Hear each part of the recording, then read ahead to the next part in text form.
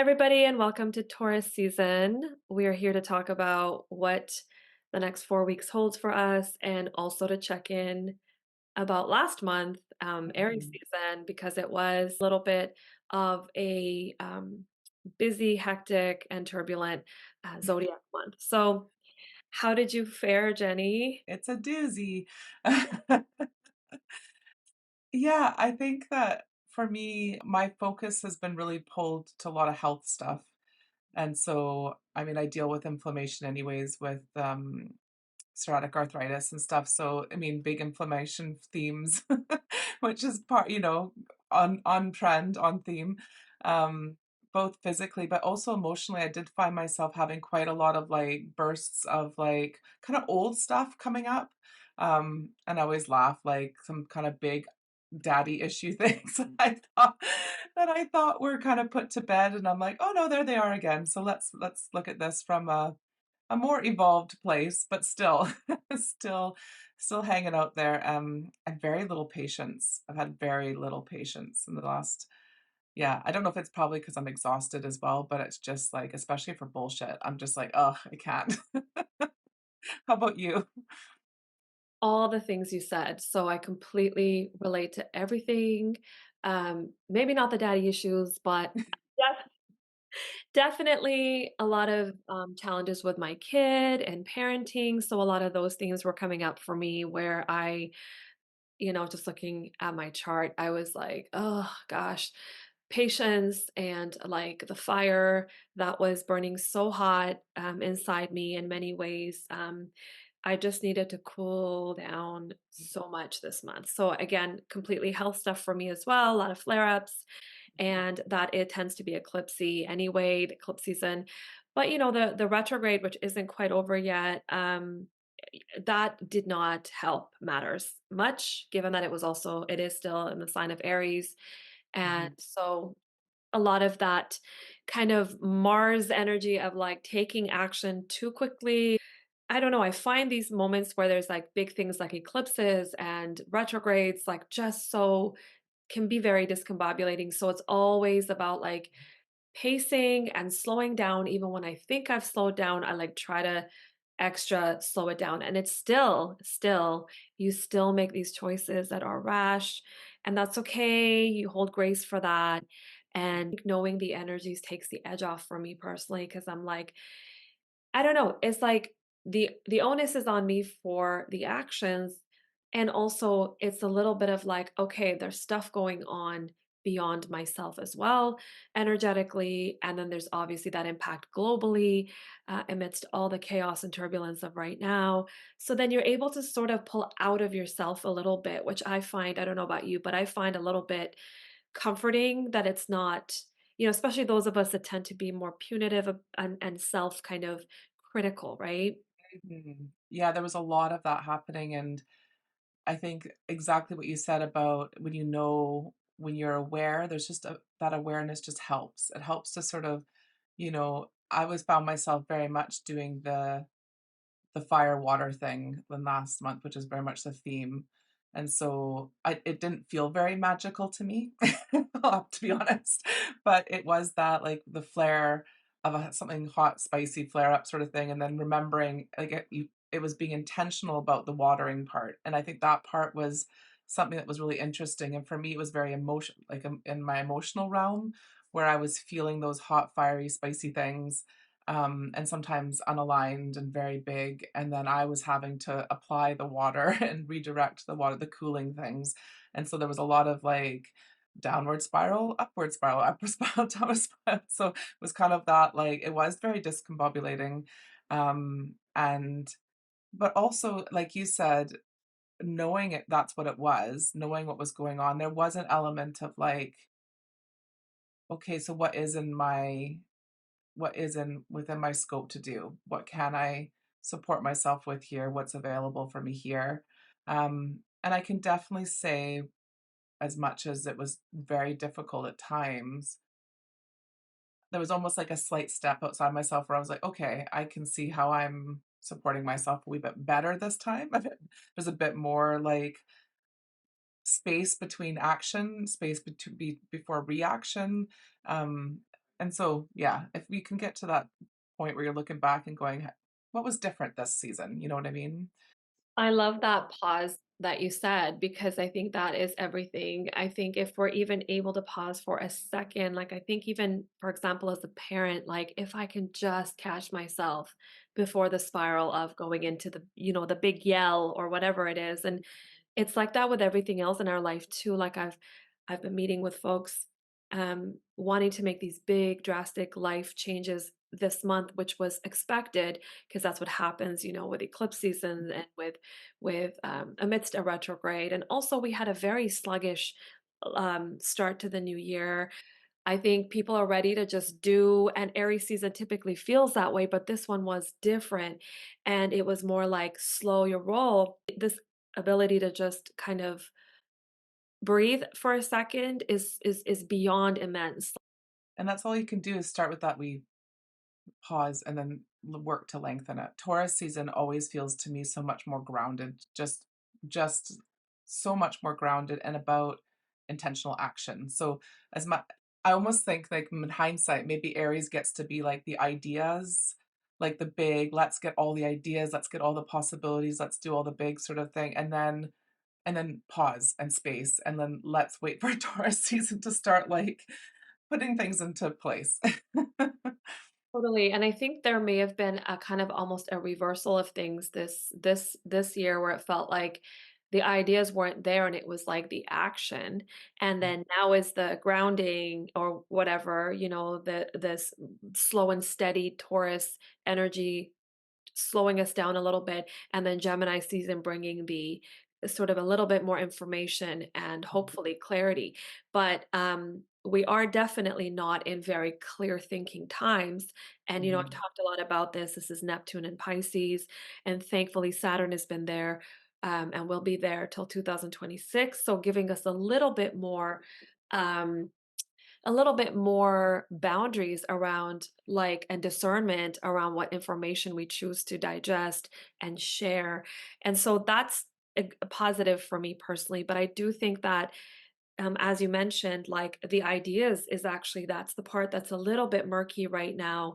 So we're jumping into action before uh, finding our bearings. And I think this, as you said, this season always often offers us that sort of um, pragmatic and I don't want to say conservative, but Taurus doesn't want to jump the gun, needs to go, let me think this through, let me plan this out, let me plant the seeds. It may take a while, but it's gonna last. Slow down, Mhm. everyone. It's a reminder of pacing oneself. And I had a client the other day go, "What do you mean by pace? What do you mean honor the pace?" And I'm like, "Because not all of us have the same type of pace in our lives." I'm sure when you pull cards or when I look at someone's chart, I can see how frustrating it can be for some folks that want to move at the pace that is like revered amidst a capitalist um Hustle, hustle. hustle, exactly. And Mhm, not everyone, some are up for that task and that is it, and some yeah, are not. And oftentimes folks like ourselves, the deeply feeling, the highly sensitive, the intuitives, don't that pace is rattling. So this season can be a good time to reassess like so many things, as Venus rules Taurus. We want to think about so many things having to do with what we value, not just what we love, what and whom we appreciate and want to do the most for, including ourselves. It really taking the time this season to like sift through that. yeah, so for me, with the connections with Taurus, is the Hierophant. Hierophant is a number 5, and 5s are notoriously tricky numbers in the tarot, in that they are usually where you are confronted with what's working, what's not working very clearly. It's about knowing ourselves best and being our own best experts. Like, unaligned Hierophant is giving away our autonomy, giving away our choice. It's like celebrity culture, false, experts. It's like a very unwell wellness culture. A really aligned Hierophant is very much having our own back and being our own best advocate and being our own best expert, like trusting ourselves to know what's right. And that doesn't mean going solo and not like what's lovely about the Hierophant and with Venus ruling the Taurus, Venus is the Empress, and the Empress is very much about knowing your worth around being supported. And Empress is very much the root system. And it is like it's our foundations and being very aware of like what does that support look like for ourselves individually within our families and friends, within a collective and community and within the bigger environment, so and we also have the Page of Pentacles, which is Earth, Earth, and it's just one of my favorite card in the whole deck, I would say. So we um we have a lot of opportunity, I think, in this next season to really connect to our root systems, our foundations, and treating our everyday routines and habits as sacred.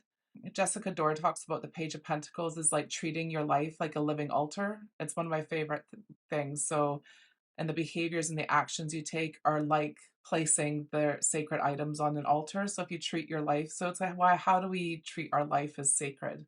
And the everyday actions we take as being those items we're placing on an altar.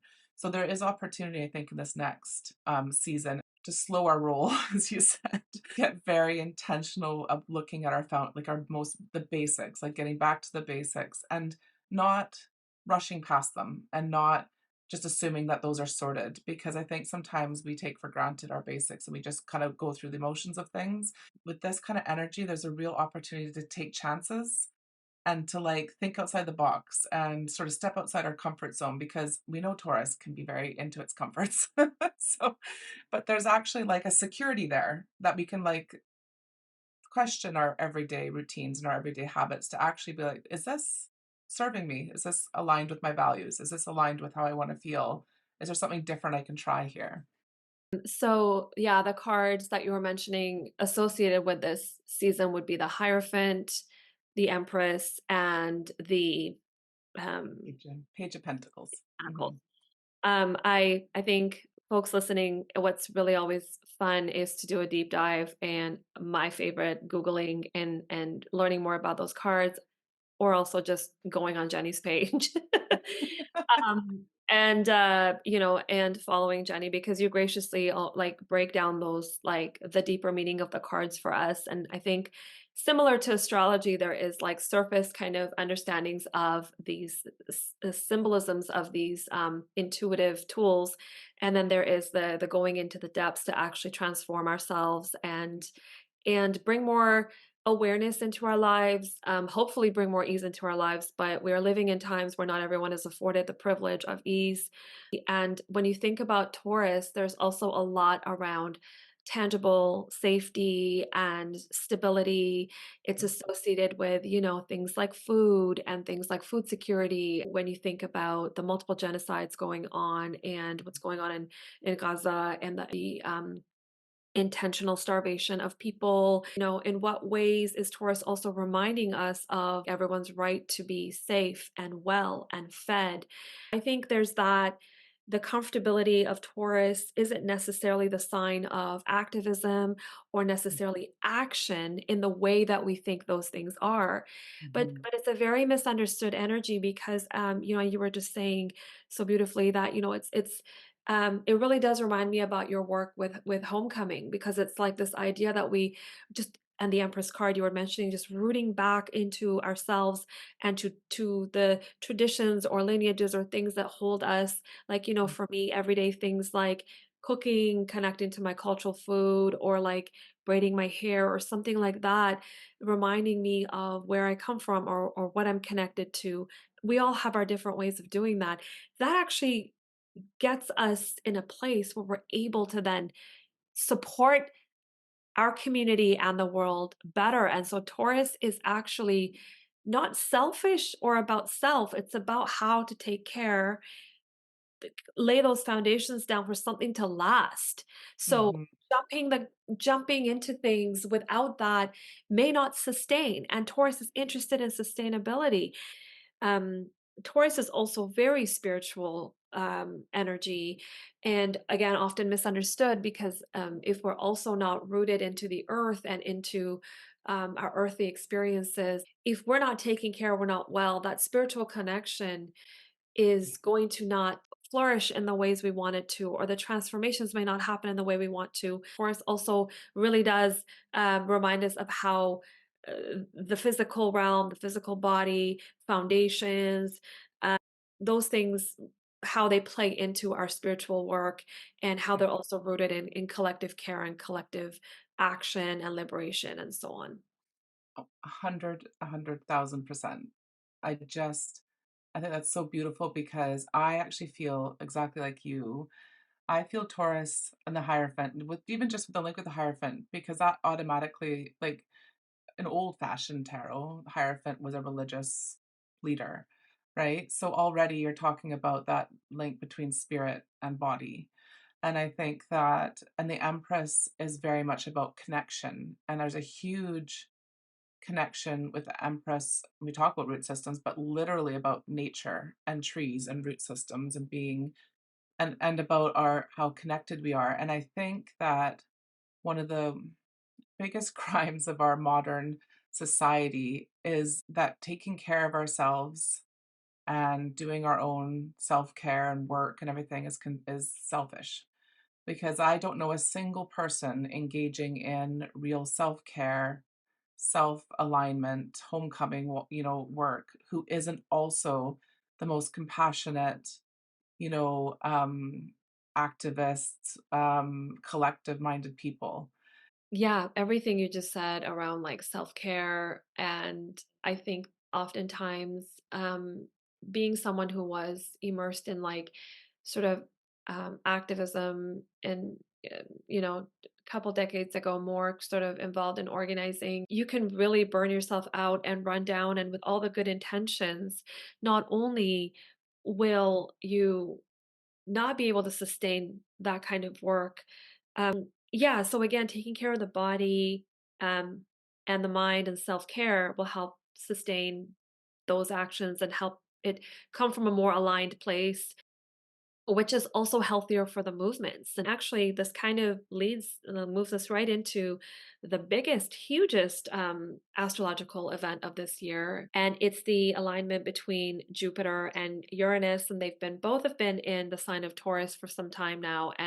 But they're coming into what we call an exact degree. They're going to be sitting right next to each other. And this is a huge deal because it doesn't happen often. So the last time was in 2011, and the next one I think is in 2037. So there is a lot here around some of the themes that we've been talking about. And traditionally, Jupiter being a planet of abundance and expansion and opportunity and luck and all these things, really what Jupiter is it's about um, more. It's about gaining more and bringing more and amplifying. It's an Mhm, energy of amplification, right? It was to bring in the sign of Taurus the idea of more money and more stability and more thriving and things. And I think while some people are experiencing that, while Uranus has been there in the same sign since 2018, this is a planet of upheaval. This is a planet of radical action. It's a planet mhm, associated with rebellion. So Taurus doesn't like any of those things. So with Uranus being there, look, we saw it sort of coincided just before COVID and the pandemic and all these things. And then it's been nonstop, big shifts and changes economically with Jupiter there. Inflation has been skyrocketing. So more of isn't always good. So this big event is really the ideas around the possibility to step out of what we know, the comfort zone, the Taurus kind of familiarity, and taking rebellious action towards expansion into whatever it is that we want to see. So whether that is mhm, collective liberation, and for one in one's personal life, it could be, just wanting more groundedness in my life or more financial stability. But this mhm, moment when these two planets meet, it's like something within us awakens to say, what am I willing to rebel against? What does this rebellion look like? And the specifics, as we both know, lies in the natal chart. But this is the big theme that comes right after the 19th, which is when the sun moves into Taurus. There's a couple of other things that are happening on the same day. Very inspiring energies moving into this season because we're recording before the 19th. So, Yeah. but moving into we're right off the top. It's uncomfortable in a good way, if that makes sense. So it's Mhm. uncomfortable in a good way because we also have Venus makes a conjunction to our the wounded healer planet of Chiron, which is sitting in where the eclipse just happened. The sun will square Pluto, and I don't want to get into all of it. And then we have the full moon in Scorpio. So for me, this chunk until the 23rd may feel like a little angsty, a little bit uncomfortable. So I'm wondering what your thoughts are intuitively as I'm saying all this, because post that time, the 25th Mercury stations direct, Venus enters Taurus, and so things start to feel maybe more of a homecoming for us on a personal level to be Yeah. able to tap into the type of uh, regulation we need emotionally and just like um that rootedness will come, but this very beginning part from the 19th to the 23rd to the 25th may feel um, quite exhilarating, exciting, scary, all the things that have our maybe flare up our nervous systems a little bit.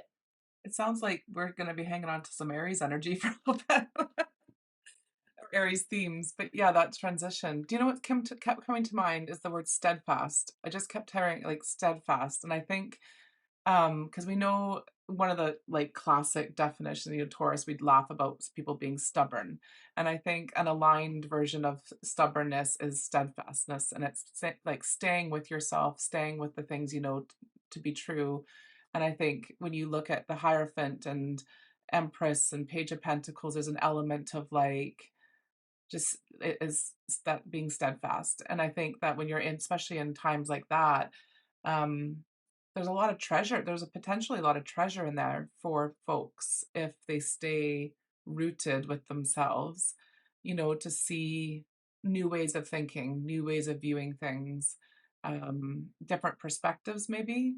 Um, and it would be nice if we could just kind of keep that in mind for that first little chunk is not to let ourselves get too whipped around the outside of it all, which, is so easy to do. Yeah, everything you said about steadfast, it's been my word as well. And that's Mm. also very much Saturn in Pisces, which is currently going to be a thing until 2026. And I know the more Mhm. steadfast we are in our practices. And also, I would say we don't want the rigidity of steadfastness. I was just gonna say that. I was just gonna say steadfast doesn't mean fixed, like, in my mind. It means being very clear what your core values are, what homecoming path you're on, what how you wanna live, and how you wanna feel in your life, and it's staying close to those things.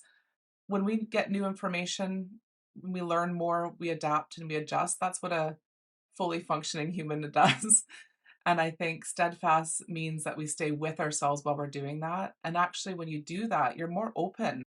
Don't let yourself become rigid. I think that's an unaligned Hierophant and Taurus thing to do is to be very rigid. And I think as we all know, this the state of things, we are always being shown that we have to be flexible, we have to be open-minded, we have to be open. The amount of information, sheer information the amount of veils have been lifted over the last, I don't know how many years, but most recently, and the way that we're seeing the workings of the systems at play, the horrors that we're seeing, the data, like from people's own lived experiences, like, and not the, news that's fabricated to make us think certain things. Like, we are being exposed to so much truth all the time. And so if we weren't able to be open-minded to that and adapt our understanding of things, then we're not going to get very far. And I think steadfast means we stay with our values. For sure. I so agree about the steadfast in our values. And one of my friends and intuitives that I know, Sepide, always also reminds me to root back into your heart as well. Yes. And I think that's also a great reminder um, in terms of this particular season with Venus being a reminder of the things that we love and value. So if we love and value like what, our family or, our community and extending that love, like rooting back into that love that we have and tapping into that is a really crucial place in times where we are being pulled away from that Mhm. intentionally. This particular friend talks a lot about predatory energies. It's this idea of people talk about spiritual warfare, and Mhm. we all have different definitions of what that is. However, I do think we're living in times where we are discouraged to connect with our heart, and Mhm. Taurus is all about that. And Mhm. I think again, could also be a great reminder to root back into to our homecoming can also be that too, our values and Mhm. what we love and care about, how we love. I think that the real imagery for me, because I love a bit of imagery. If we think about a tree and its root systems, the most stable trees that last the longest are the ones that have the deepest root systems. And so they're able to but that allows the tree to be exceptionally flexible because it can move with the wind and the things and everything else. It also means that it's finding pockets of water and nutrients and things when there's a drought. It means that there's a resource, it's well resourced, right? There's like it knows where it can get what it needs. And it's also we all are learning more and more now about the root systems of trees and how they talk to each other and how they're all connected and how when one tree's suffering, the trees send, nutrients and things to that suffering tree. So there's I love a imagery. So and just thinking about that rootedness doesn't mean again fixed and brittle and things. There's a when you're rooted, there's a real a chance for flexibility and movement and change and adaptability.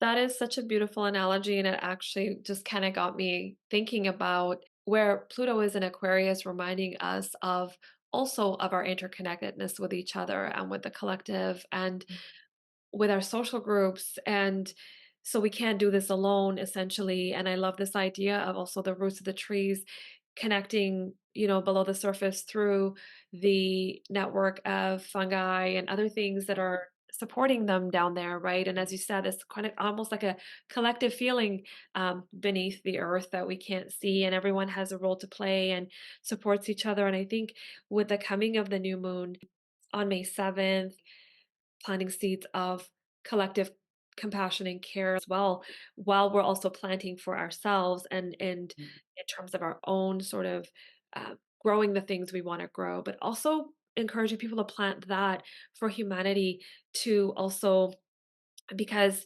Pluto will be stationing retrograde on May 2nd.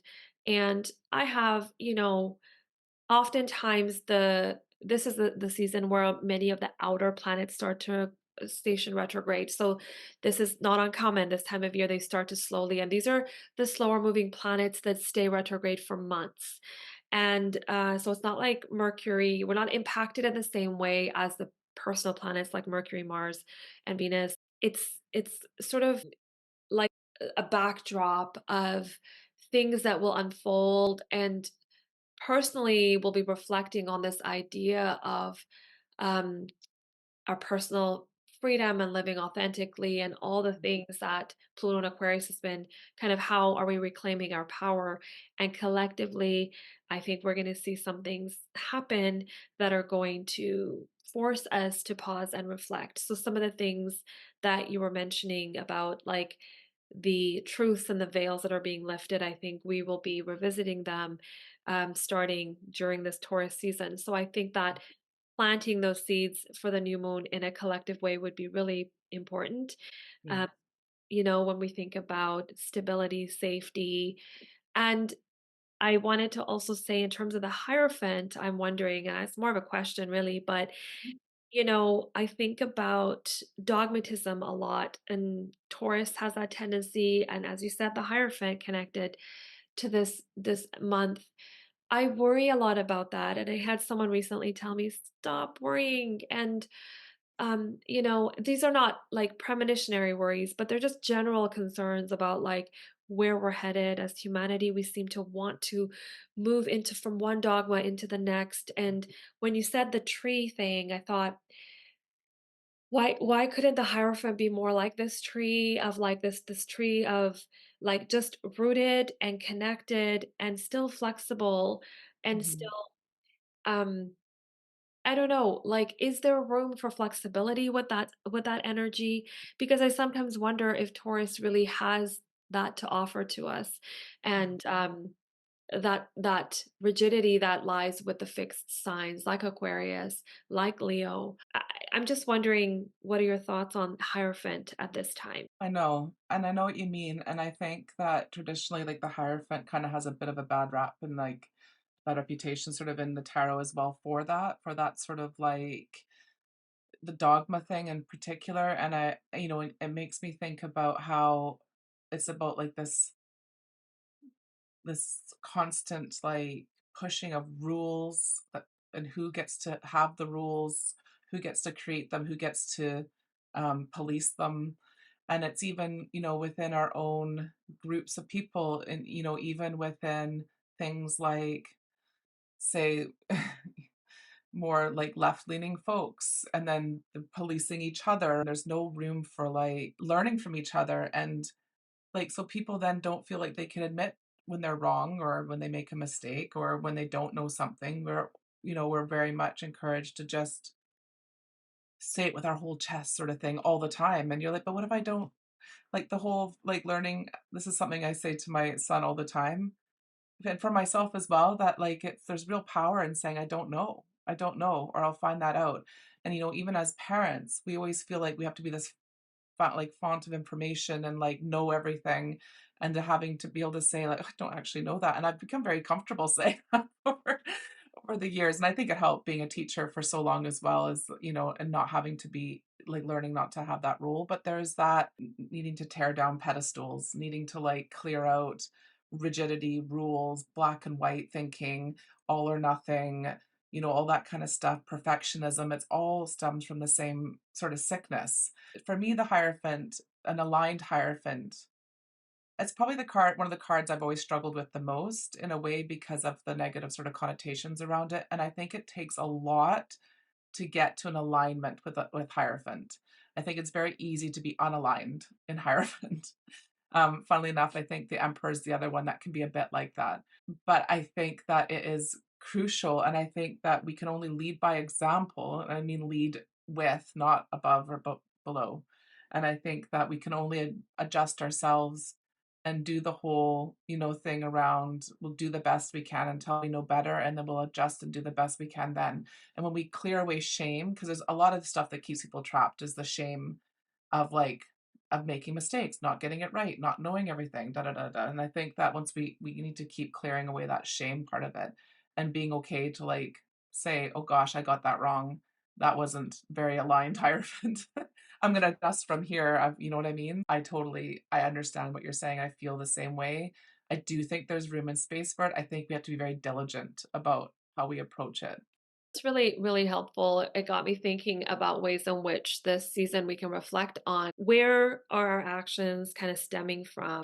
Like, is it stemming from a place of love and care, or is it stemming from a place of fear? So there's a lot of that. As a parent, I've been able to just like reflect on. So that unaligned Hierophant parent energy, and then there's that bigger experience of it I've had growing up in, like, a regime that was very much Hierophant, and unaligned, like, toxic Hierophant Mhm. experience for me. So whether it's that extreme version of it where there is, like, a complete system that does this, like, on a very systematic level, imposes that toxic Hierophant energy onto your life, there's also ways in which we engage with that every day, like whether it's with a boss or whether it's with like, as you said, activist groups or anybody, like, and I think maybe this season is also important for some of us to have awareness of how that sort of the rigidity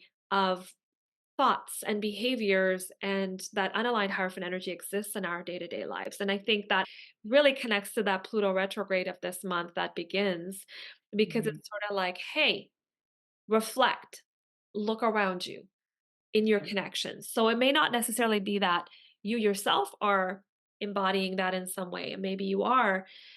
Maybe it's just something that's in your life and you are dealing with this like on a Mhm. personal level, interpersonal level, or at Mhm. work, or in some ways. I mean, we're seeing it on a mass scale in the world. So there's a lot of things that I'm not going to get into fully here, but we're going to be contending a little bit about power control issues in our life, personally and collectively. So I think, again, with that new moon in Taurus, we want to also maybe be aware of what we're trying to grow in our lives. With whom are we trying to grow it? And is it coming from a place of love? Mhm. Is it coming from a place of alignment and the things that really we value and they matter to us? Or are we just allowing for things to just be as they are? Mhm. So a couple of things that's interesting, that because a lot of the themes you're talking about are also very emperor, and I think, like, we know that Hierophant and Empress supports Hierophant, in terms of the tarot, and in terms of the Venus, with the Taurus thing, but right smack dab in the middle of there is the Emperor. And I think we talk a lot about Emperor and Empress balance energy, but we forget that the next card after that is the Hierophant sometimes, and they're all three of them are sitting on thrones. And they're very, I think they're very interconnected, and I think there is actually also that a connection between Emperor and Hierophant, and when those two cards are unaligned, it is a nightmare. It is literally like, and that's Aries too, right? So that's Aries with the Emperor. And I think that one of the so yeah, same as what you're saying, won't get too much into that because we could talk about this for hours, but there is that those themes are very prevalent, and it can be very oppressive, and I think it's the same thing. And we know, like, when you talk about dogma and religious dogma in particular to do with the Hierophant and the co-opting of movements of people who are doing,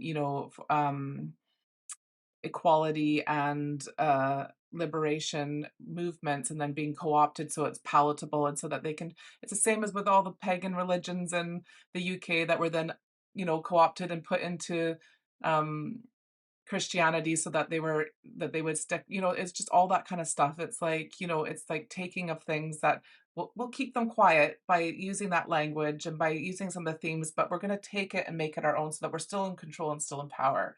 And I think that is why Hierophant and Emperor are two of the really, like, in terms of tarot, really, for me, really challenging cards in terms of being very quickly unaligned, very quickly, like, dunk, because we're living in those systems that have been created for that. And so it's all we know. We've all been brainwashed to believe these things. And I think that if we can just be very curious and compassionate about what we're thinking, noticing our actions when we're maybe not as aligned as we'd like to be, when we're making choices that aren't for the best of us or our families, or whatever, we're not bad people. We're just trying to untangle from systems that is all we've ever known and all we've ever been taught. And so just stay with ourselves, real compassion, real curiosity, and then readjust. Yeah, because certainly when you're pushed beyond your own worldview or perspectives, it's not an easy thing. And we're seeing people right now really gripping to what they know, Yeah. and or diving right into chaos without any discernment. Yeah. No discernment. We need a little discernment. Yeah.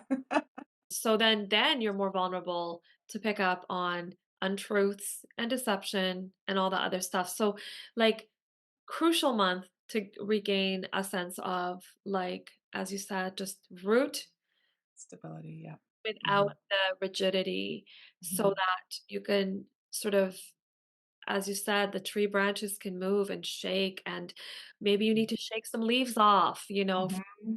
grow and new ideas to emerge. And people are rethinking so many things right now about everything.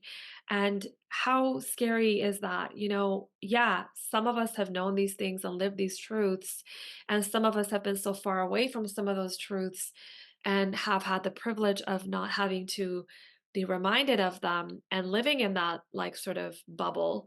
And Hmm. whatever the case is, a lot of us, the bubbles are have burst, and some are holding on tightly to the illusions, and that's that, and Mhm, but many are no longer. And these again are on a global, collective, and also personal. This is mhm. happening on all levels, you know, and so um thank you for like enlightening me and the listeners around those, the connection between those three cards, because I think when the tarot, obviously these tools, they reflect society and our times and our systems, right? So at one point those are revered cards, right? You want to be connected to those cards. They were powerful and they still are, but now we're in a place where we're like, meep, that's not cool. Kind of powerful. Yes. Not cool. Yeah, Hierarchy not cool, you know? So yeah. anyway, I'm just saying like this is so again, it's amazing to look at these cards and these archetypes and think about the times we're in now in this different, radically different way to look at intuitive, the intuitive tools. Astrology Mhm, is the same thing, right? So just to wrap up, we are the mhm. sun's gonna enter Gemini on the 20th, and that's, you know, the ending of Taurus season. So um, I hope that folks take this time to root into some place that keeps you well.